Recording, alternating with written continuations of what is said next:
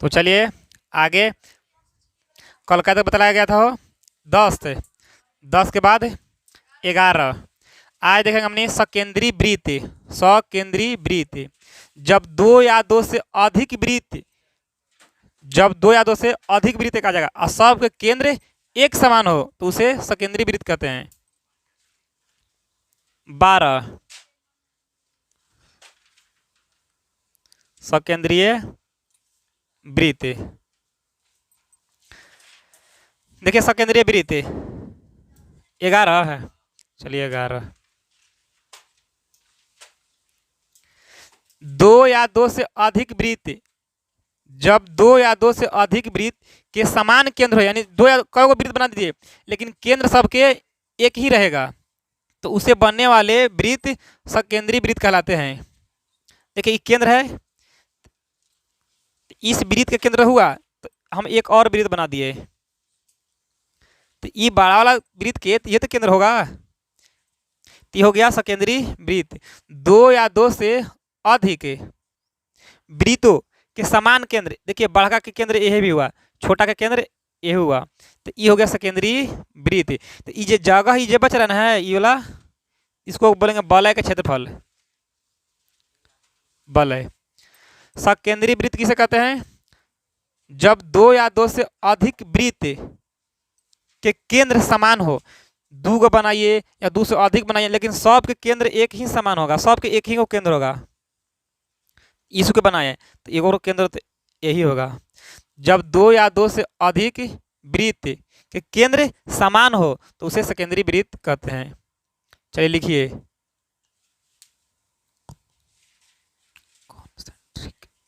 English में लिखेंगे concentric.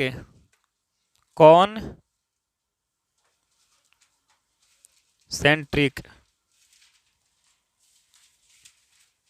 12 लिखेगा वृत्तखंड। वृत्तखंड किसे कहते हैं? सेगमेंट।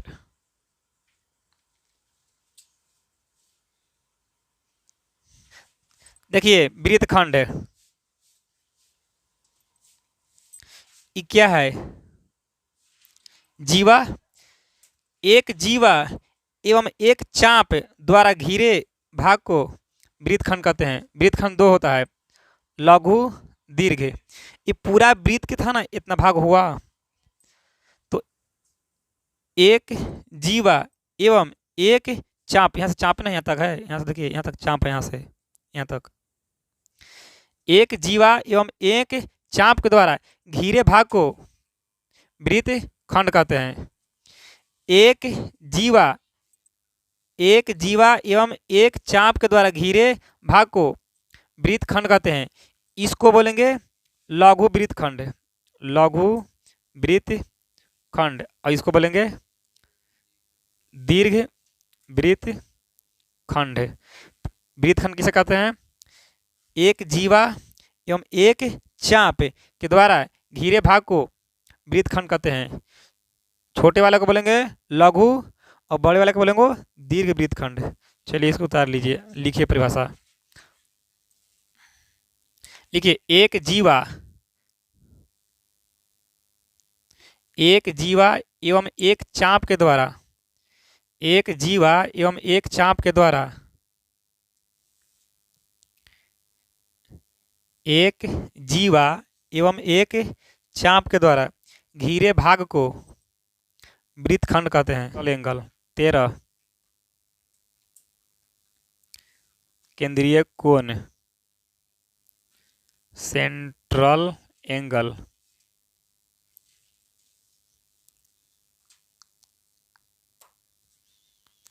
देखिए ध्यान से, किसी चाप या जीवा द्वारा केंद्र पर बनाया गया कोण को केंद्रीय कोण कहते हैं। केंद्र है तो यहाँ से यहाँ क्या है? एक चाप है, चाहे इसे कह देगा एक जीवा। इसे किसी जीवा या किसी चाप द्वारा केंद्र पर बनाए गए कोण को केंद्रीय कोण कहते हैं। किसी चाप या जीवा द्वारा किसी चाप, यहाँ से लेके यहाँ तक चाप होता है एक चाप, इसको बोलेंगे चाप और इसको बोलेंगे जीवा, ये वाली के। किसी चाप या जीवा द्वारा केंद्र पर बनाए गए कोण को केंद्रीय कोण कहते हैं। चलिए लिखिए केंद्रीय कोण।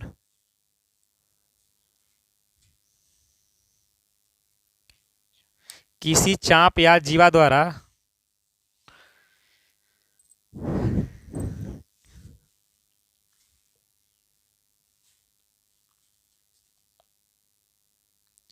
किसी चाप या जीवा द्वारा केंद्र पर बनाया गया कोण को केंद्रीय कोण कहते हैं। किसी चाप या जीवा द्वारा केंद्र पर बनाया गया कोण को केंद्रीय कोण कहते हैं। किस ये हो गया केंद्रीय कोण, ये है ना युला, इसको बोलेंगे केंद्रीय कोण।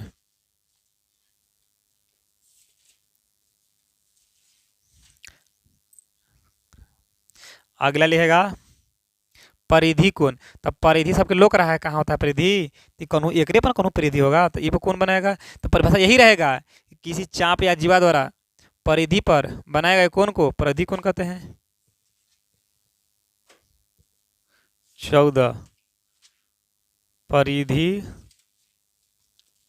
कोण इंस्क्राइब्ड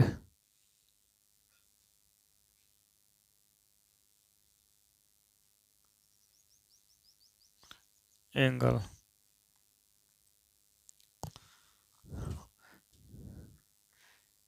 वृत्त है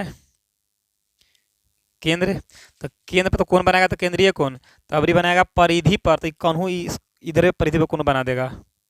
तो किसी चाप या जीवा द्वारा परिधि पर बनाए गए कोण को परिधि कोण कहते हैं।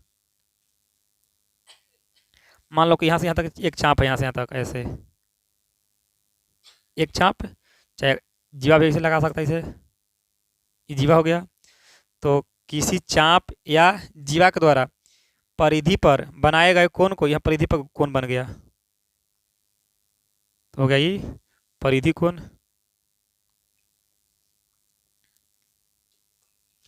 किसी चाप या जीवा द्वारा परिधि पर बनाए गए कोण को परिधि कोण कहते हैं। लिखिए परिधि कोण किसे कहते हैं। किसी चाप या जीवा के द्वारा,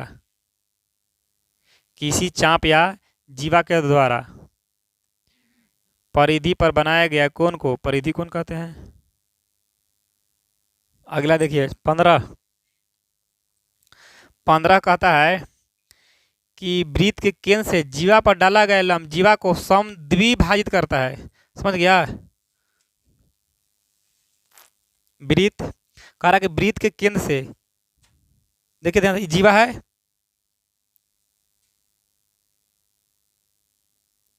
वृत्त के केंद्र से जीवा पर डाला गया लंब, वृत्त के केंद्र से जीवा पर डाला गया लंब जीवा को समद्विभाजित करता है, यानी दो बराबर बराबर भाग में बांट देता है। जितना ये होगा इतना ही ये होगा। मान लिखा हम यहाँ लिख दिए पी क्यू, यहाँ लिख दिए कुछ एल लिख दिए, यहाँ ओ लिख दिए, तो यहाँ क्या होगा ओ एल लंब है, ओ एल लंब क्या करा पी क्यू पर, पी क्यू। तो कहता है परिमेय अगर कहता है कि वृत्त के केंद्र से जीवा पर डाला गया लंब के मतलब 90 डिग्री यहाँ पर बनेगा, डाला गया लंब जीवा को समद्विभाजित करता है, यानी दो बराबर भाग में बांट देता है। अगर पी क्यू रहेगा 8 तो 4 4 बटेगा, पी एल 4 और एल क्यू 4, तो ओ एल लंब होगा क्या पर पी क्यू पर, तो दोनों बराबर होगा, तो पी एल बराबर होगा एल क्यू के। वृत्त के केंद्र से जीवा पर डाला गया लंब जीवा को समद्विभाजित करता है, दो भाग में बांट देता है। अगर हम दे देंगे पी क्यू 10 है, पी क्यू 10 तो एल क्यू कितना, तो एल क्यू 5 ना होगा, पूरा दे दिए हम 10, तो ये जितना ये होगा उतना ही वो होगा, तो यो 5 तो यो 5 रहेगा। लिखिए तो एक क्वेश्चन आंसर एक में हो गया। लिखिए वृत्त के केंद्र से, वृत्त के केंद्र से वृत्त के केंद्र से जीवा पर डाला गया लंब, वृत्त के केंद्र से जीवा पर डाला गया लंब, वृत्त के केंद्र से जीवा पर डाला गया लंब जीवा को समद्विभाजित करता है। इसको फिर उतार लेना है। अगर हम यहाँ से ई लाइन खींच देंगे, ओ पी क्या बतला देगा, ओपी क्या है बतलाओ तो, ओपी क्या है, त्रिज्या है। तो केंद्र से परिधि तक की दूरी को त्रिज्या ना बोलते हैं, तो त्रिज्या हो गया। समकोण के सामने चलेगा तो कार्य में हो जाएगा। इधर से चलिए, अगर यहाँ से कैसे कर लेंगे तो ओ क्यू क्या है, त्रिज्या है।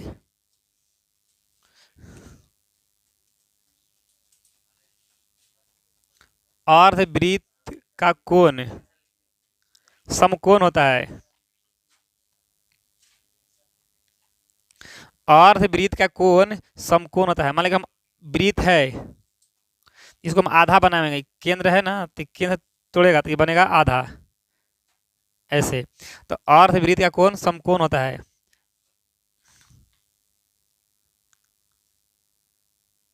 ये व्यास था ना, ये कर्ण के काम करेगा, तो यहाँ बनेगा समकोण 90 डिग्री। तो कहा कि अर्धवृत्त का कोण समकोण होता है। बस खत्म, इतने 15 है। एक ही वृत्त खंड के कोण बराबर होते हैं। ना समझा? कह रहा कि वृत्त खंड टुकड़ा देख रहा है, एक टुकड़ा वृत्त खंड है, तो कह रहा कि एक ही वृत्त के खंड के कोण अगर वहां से कई को बना देगा, सब के सब कोण बराबर होगा। हम यहाँ वृत्त बना दिए, गोल बनो भाई, टेढ़ लगल बन जाओ।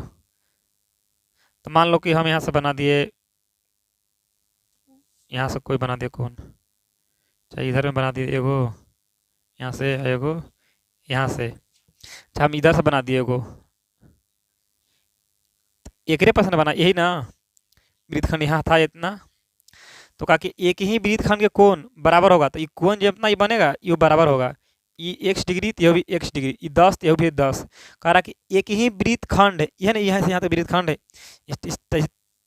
तीर लगा इसे, तो जितना ये बनेगा वृत्तखंड, तो एक पर जो भी कोण बनाएगा सब के सब बराबर होगा। यहाँ से इधर से इधर बनाएगा तो यह भी बराबर होगा। कह रहा कि एक ही वृत्तखंड के कोण क्या होते हैं, बराबर होते हैं। अब ऐसे फिगर दे ले रहेगा, यहाँ डिग्री का मान यहाँ दे देगा, ये पूछेगा तो जानता कि बराबर होता है।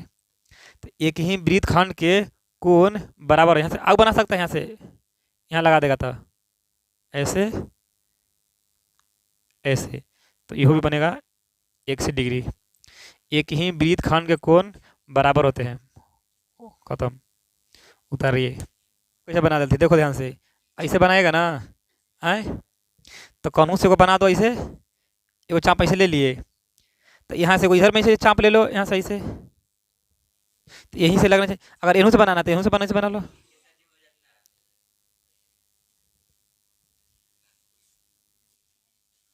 अठारह कहता है किसी चाप या जीवा के द्वारा केंद्र पर बनाए गए कोण परिधि पर के कोण के दोगुना होता है।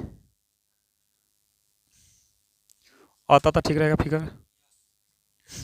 कह रहा है किसी चाप या जीवा के द्वारा केंद्र पर बनाया गया कोण,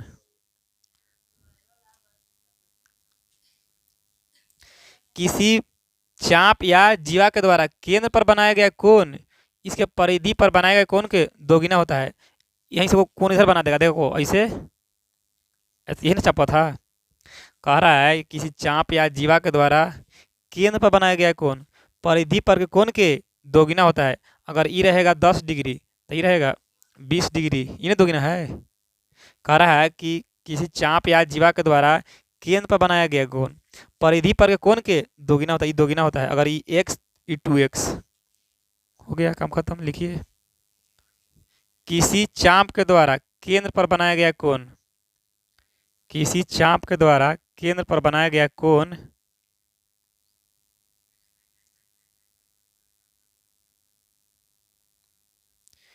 किसी चाप के द्वारा केंद्र पर बनाया गया कोण परिधि पर के कोण के दोगुना होता है, परिधि पर के कोण के दोगुना होता है। 19 ना। अगला कह रहा है कि वृत्त के किसी बाह्य बिंदु से वृत्त पर सिर्फ दो स्पर्श रेखा खींची जा सकती है और दोनों स्पर्श रेखा आपस में बराबर होती है। ये हो गया काम खत्म। फिर देखिए, वृत्त के किसी बाह्य बिंदु ले लिया यहाँ पर। वृत्त के किसी बाह्य बिंदु से वृत्त पर कितनी स्पर्श रेखा खींची जा सकती है? 2, और दोनों आपस में बराबर होती है। ऐसे ठीक जो भाई, ऐसे ये दोनों हो गया स्पर्श रेखा ए बी सी।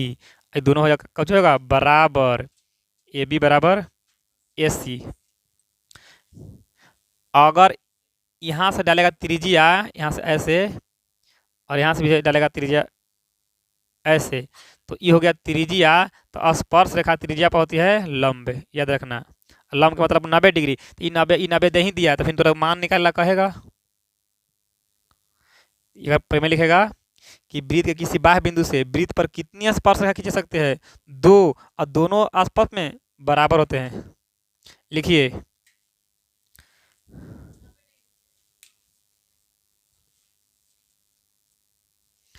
वृत्त के किसी बाह्य बिंदु से वृत्त के किसी बाह्य बिंदु से वृत्त के किसी बाह्य बिंदु से वृत्त पर दो स्पर्श रेखा खींची जा सकती है। वृत्त के किसी बाह्य बिंदु से वृत्त पर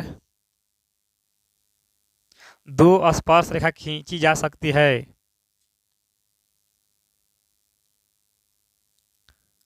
और दोनों स्पर्श रेखा बराबर होती है, और दोनों स्पर्श रेखा बराबर होती है। बी से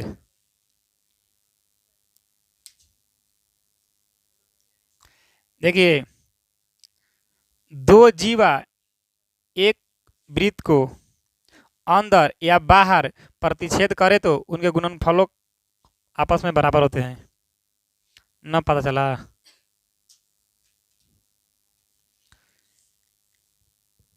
यदि दो जीवा बाहर या अंदर प्रतिच्छेद करे तो उनके खंडों का गुणनफल बराबर होता है।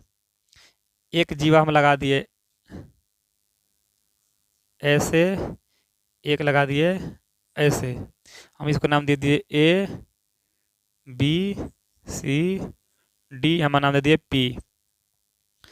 एक हम ये हो गया अंदर ना, अंदर प्रतिच्छेद कर रहा है, कह रहा है कि वृत्त के दो जीवा अंदर या बाहर प्रतिच्छेद करे तो इनके खंडों का गुणनफल बराबर होता है।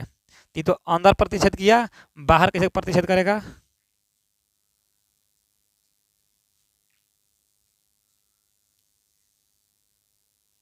यहाँ कटेगा बाहर।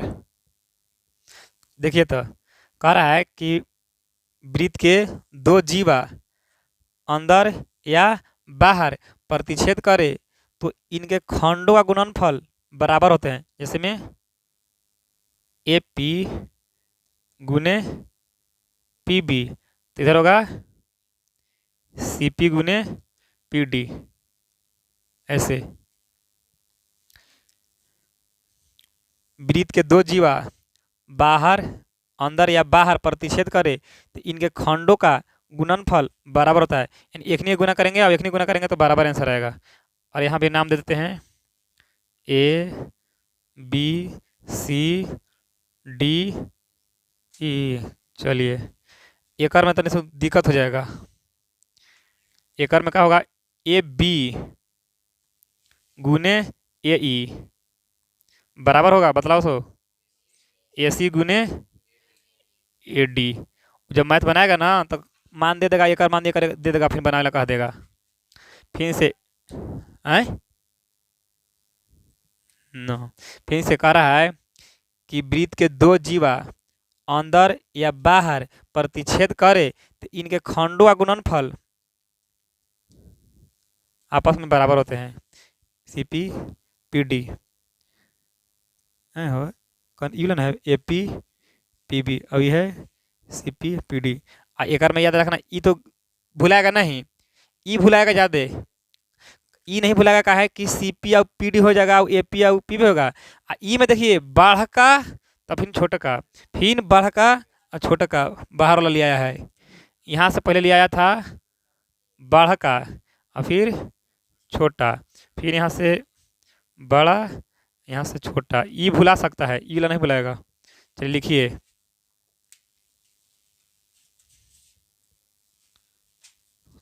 यदि दो जीवा यदि दो जीवा एक दूसरे को यदि दो जीवा एक दूसरे को वृत्त के अंदर या बाहर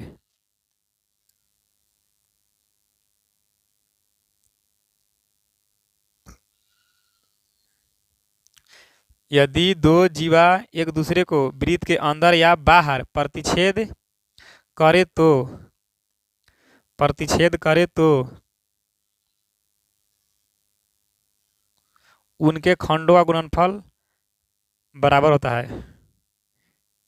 उनके खंडों का गुणनफल बराबर होता है।